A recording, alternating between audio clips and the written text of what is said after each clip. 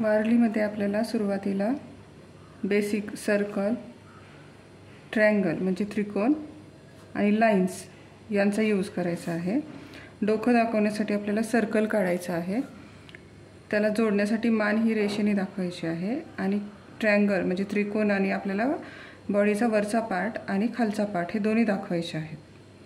हे जे दोन्ही त्रिकोण आहेत ते एकमेकांना जोडलेले अटॅच असे पाहिजे आहेत आणि पाय दाखवण्यासाठी आपल्याला 3 लाईनचा यूज होणार आहे।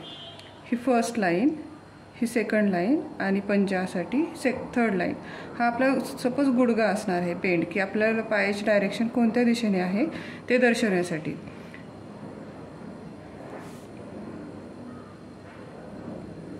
हातासाठी आपल्याला 2 रेषांचा यूज करायचा आहे। ही झाली बेसिक वारली डिझाइन आणि आपल्याला याला फील करायचं आहे।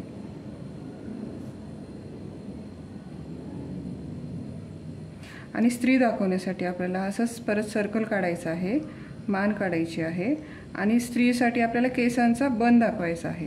त्या काळामध्ये केसांचे बन खूप मोठे असायचे आणि त्याच्यावरती 2 काट्यांनी त्यांनी सुशोभित केलेले असायचे, तर ते आपल्याला स्त्रिया यांच्यासाठी केसांच्या बननी त्यांना हायलाइट करायचं आहे। आणि परत हे 2 त्रिकोण, पायाची डायरेक्शन, त्यांचे हात आणि स्त्रियांना पण हातामध्ये 2 बांगड्या दाखवू शकतो, 2, 4 सपोज आपली डायग्राम जेवढी मोठी असेल तेवढे, आणि पायामध्ये पेंजन दाखवू शकतो आपण त्यांच्या। याला पण परत तसं सेम फील करायचं आहे।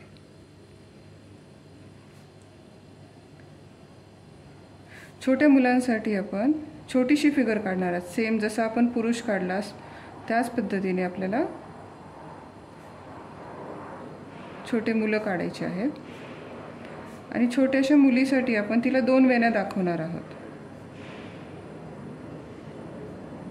आणि हातामध्ये बांगडी, पायामध्ये पेंजन। सेम तसंच वृद्ध स्त्रियांसाठी आपण, वृद्ध स्त्रिया हे शक्यतो काठीतून वाकलेल्या असतात पाठीमधून, तर त्यांना आपण हे असे थोडीशी पोझिशन दाखवणार आहोत। त्यांच्या हातामध्ये आपण सपोज काठी दिली आहे आणि त्यांचे पाय, आता ही स्त्री ह्या दिशेने पाहत आहे तर आपण त्यांचे पाय या दिशेने गुडघे करणार आहोत। हा जो आहे तो गुडघ्यांचा पार्ट आहे, तो आपण एका दिशेला करणार आहोत। सपोज आता हा वृद्ध पुरुष आहे,